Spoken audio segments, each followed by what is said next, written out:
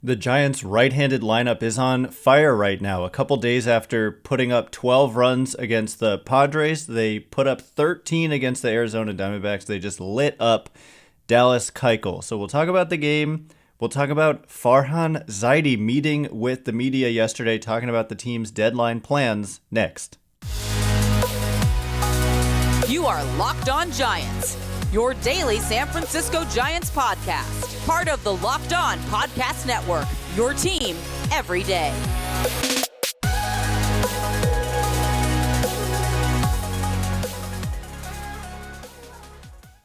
Hello and welcome to Locked On Giants, part of the Locked On Podcast Network, where it's your team every day.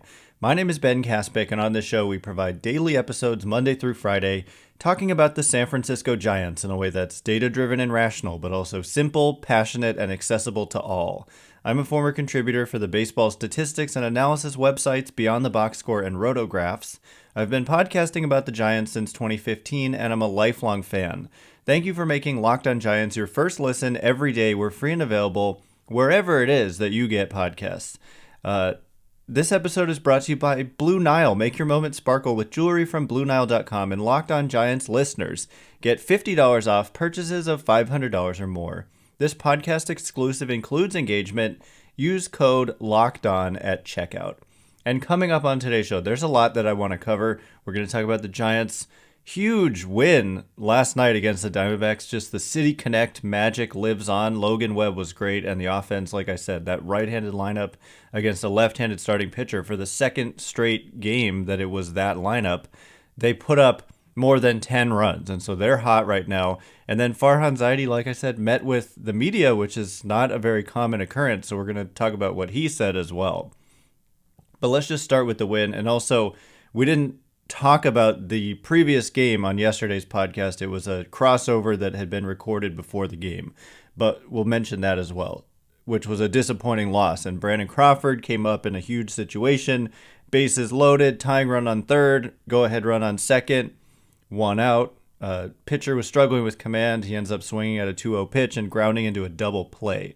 So we'll talk about that, but I want to start with, this was a much-needed 13-0 win for the Giants last night. Their right-handed lineup, Yermín Mercedes had a big game, ends up going 3 for 4. Yermín Mercedes kind of quietly with the Giants now, overall hitting .296 with a .387 on base and .519 slugging. I like the at-bat quality of Yermín Mercedes. He's typically mostly playing against left-handed pitching, and if you look at the brief career numbers, they've been good against left-handed pitching, and we saw that last night. I must say it was Dallas Keuchel, who's at the tail end of his career. We use him often as an example of a pitcher who not long ago was thought of as one of the better pitchers in the game, and then the decline is steep. When we talk about long-term deals for pitchers, we look to Dallas Keuchel as an example. And yeah, I mean, 5 years ago, we were saying he was one of the better starters in the game, and now the Giants are putting up 8 earned runs on him in 2 1/3 innings with 3 homers. Joey Bart got in on the action. He had a really nice swing to dead center field against Keuchel for a home run. And Thairo Estrada hit 2 home runs in this game. Austin Slater went 3 for 5. Slater made a big catch on the very first pitch of the game, leaping at the center field wall. So it was just a good night overall. David Villar continues to have quality at-bats for the San Francisco Giants. He's now has 35 at-bats, plate appearances, I should say, and a 140 weighted runs created plus. There's some numbers in here that are somewhat concerning, like the strikeout rate is high at 37%, but not chasing and just gives you a good at-bat. I think we've seen that he's willing to take pitches that are out of the zone, and he's got some nice natural loft to his swing, not a lot of ground balls out of David Villar, which is generally a good thing. So, like I said, it was a much-needed win. Logan Webb, I mean, it's great when you can hit like that and you can pitch a shutout. So that's the other thing. The other thing is that when they had this great game a couple days ago against the Padres with this right-handed lineup, they also pitched a shutout. And so 2 out of the last 3 games have been a combined score of 25-0 in favor of the Giants. And so on the season now, their record is 44-42, which is not very remarkable at all. And we'll get to the Zaidi quotes about not just the trade deadline plans, but evaluating their first half of the season, essentially.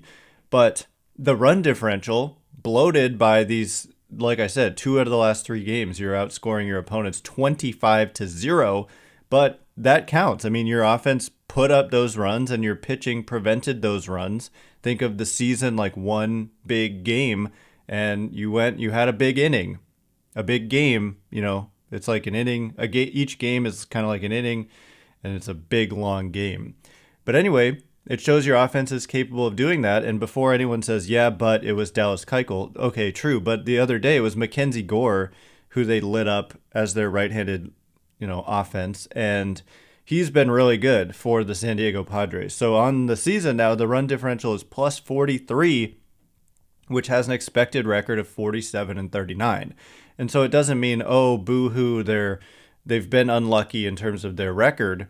What it does mean, though, for me, is that they're a team that looks like deserving of playing better moving forward. And by deserving, I just mean like I see that and I think to myself, they should be a team that plays better moving forward. And something that's been critical these last few days has been that the defense has been more crisp, and they've been able to just make the routine play and even some non-routine plays, but just they haven't been abysmal.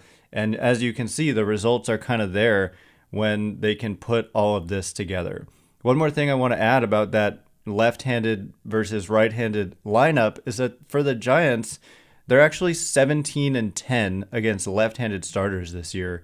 Their team record when there's a left-handed starting pitcher for the other side is 17-10. And when they face a right-handed starting pitcher, they're 27-32. So much better than 500 against lefties and significantly worse against right-handed pitching. It is, maybe there's just some randomness and luck involved in these numbers, but overall, I think that group with Slater, who's had a really good season, with Darren Ruff has continued to do well against left-handed pitching.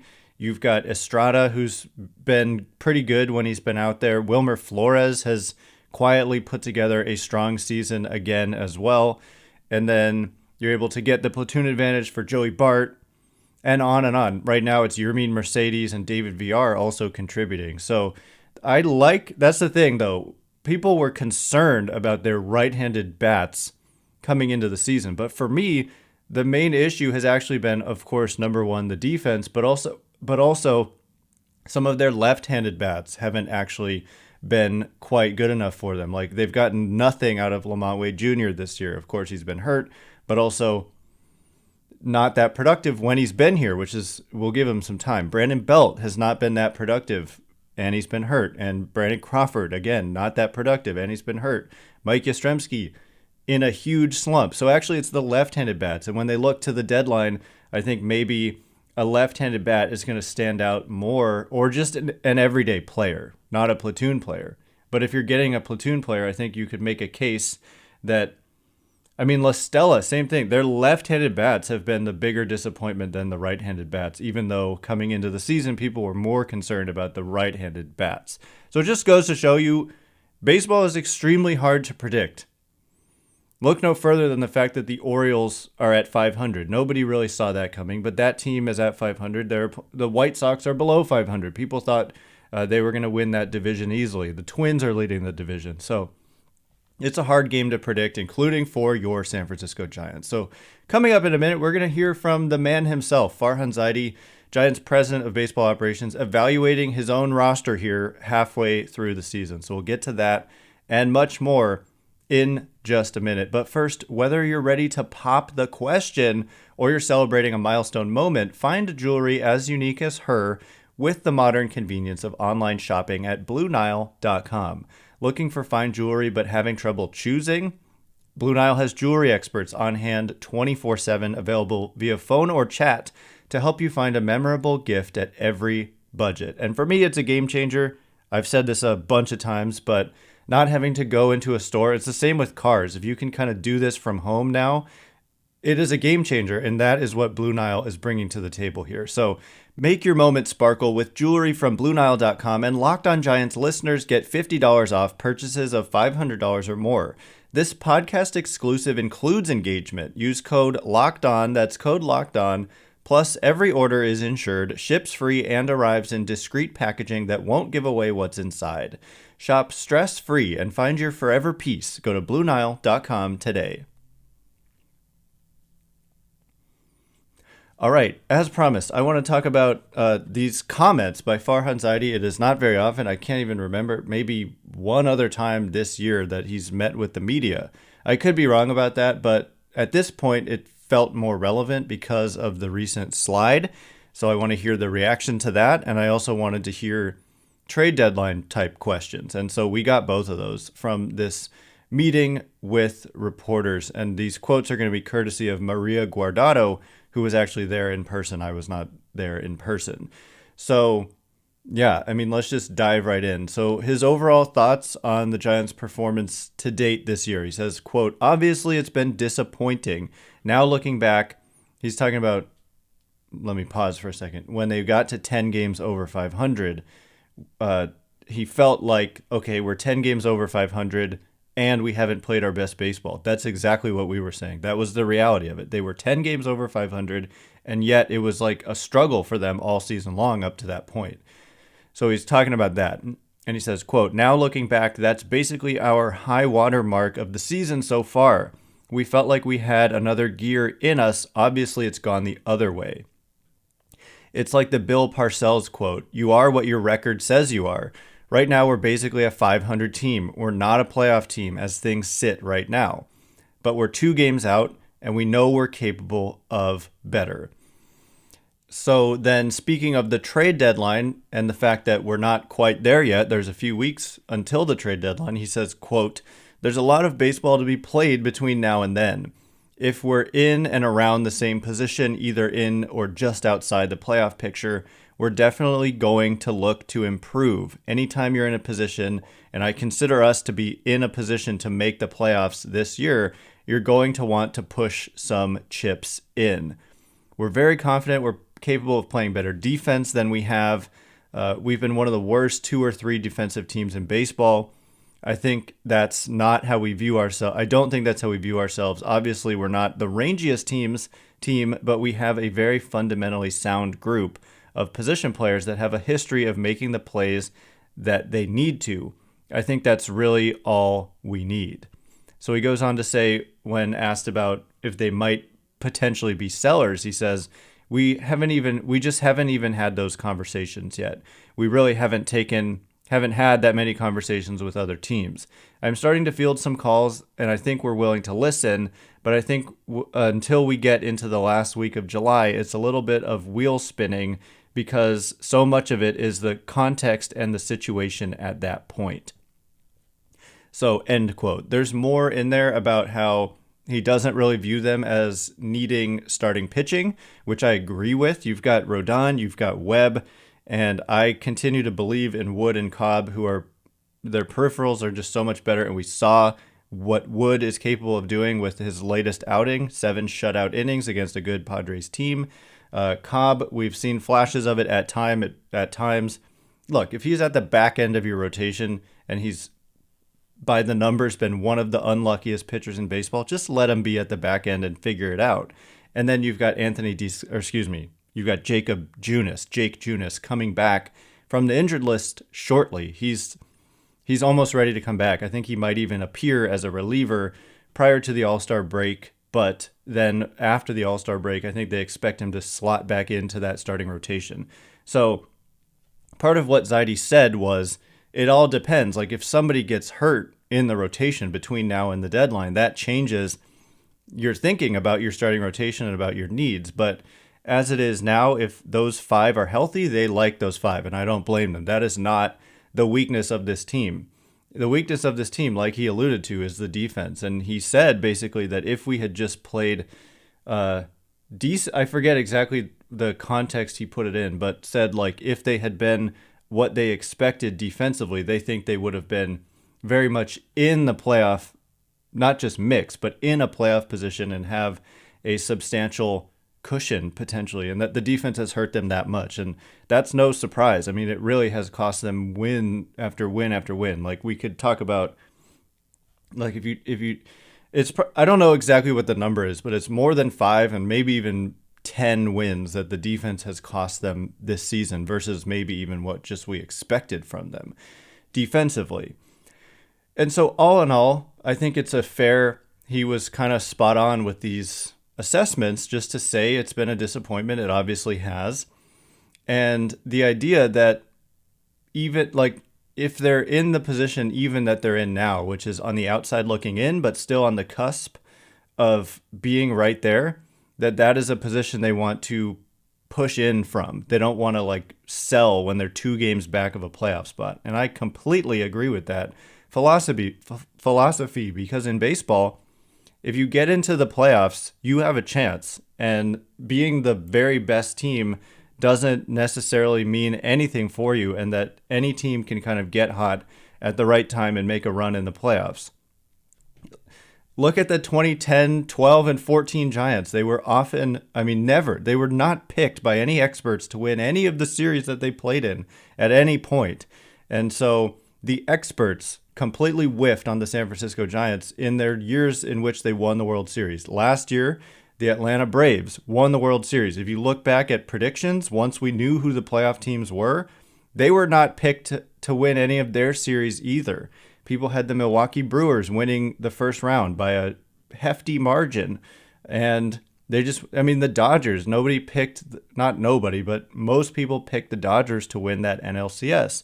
And then the Astros to win the World Series. So any team can get hot. And with the Giants having Rodón and Webb, if they can just pitch well in the playoffs, you've got as good of a shot, maybe not as good of a shot, but you've got a very decent shot to win some games in the playoffs if you've got those two at the front of your rotation. So I agree that you don't just give up on a season because you want to restock your farm system a little bit. I think you go for it whenever you have an opportunity to go for it. And it's not like the Giants or the Orioles where they're ahead of schedule and nobody really expected anything out of them. This is a team coming off 107 wins.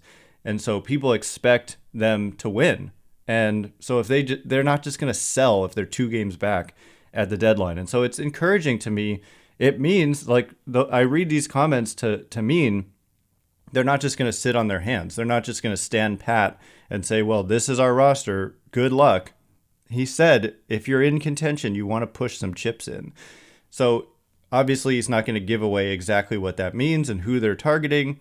We can speculate about that, but he did basically say it wouldn't be starting pitching. So for me, it's a bat, and Wilson Contreras is out. There's some guys who are out there, and the bullpen I think is another area where they might not be the splashiest move, but you can shore up that pen and get a little bit more reliable and stable out of the bullpen.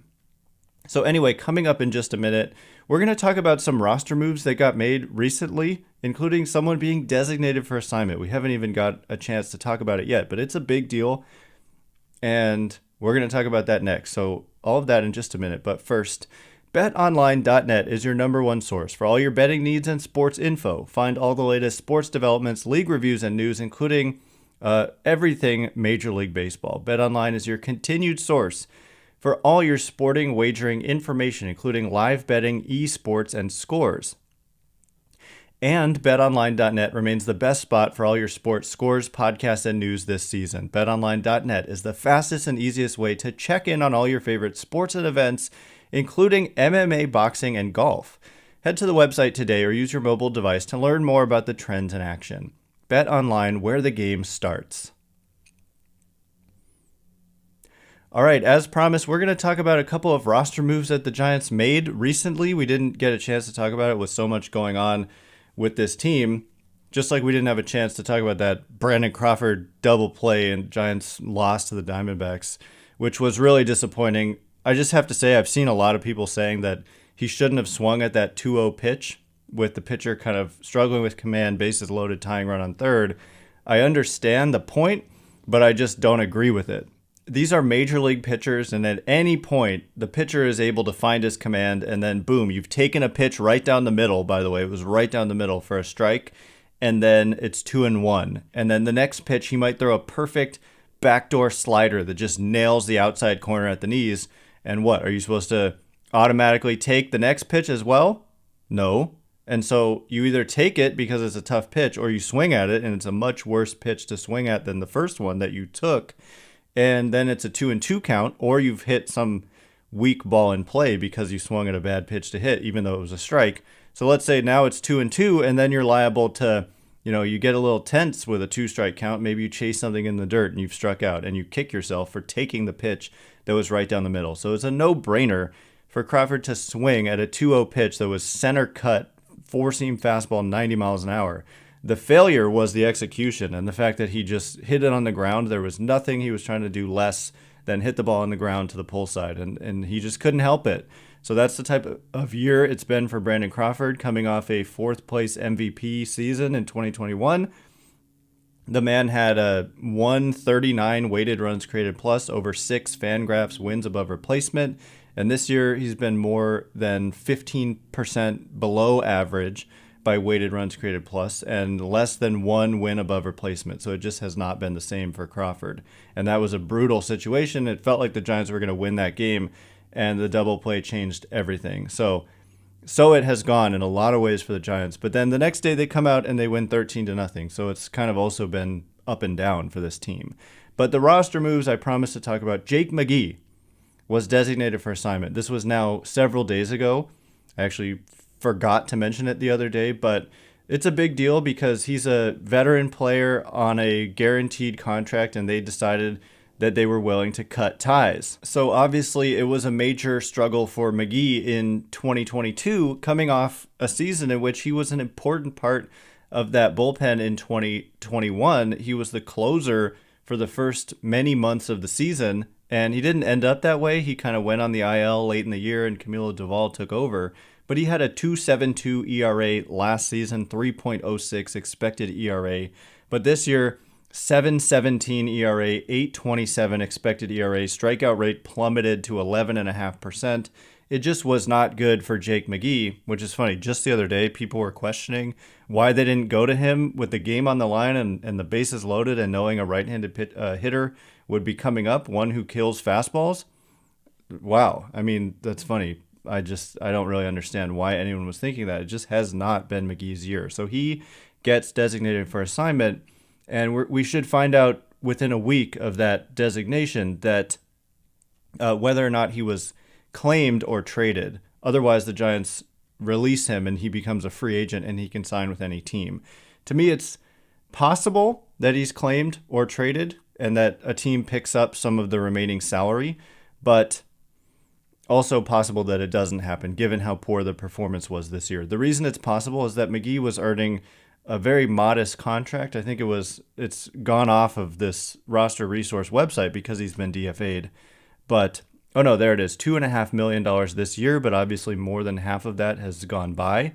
So it's like $1.2 million or so that he's owed, plus a $500,000 buyout on a $4.5 million club option for 2023. So it's just significant. First of all, I mean, I just want to thank McGee. He was a good Giant last year. The struggles were real this year, but he seems like a nice enough guy, and wishing him the best. He'll probably catch on somewhere else. There's no reason, like the Orioles, they could just try him out. There's no reason not to.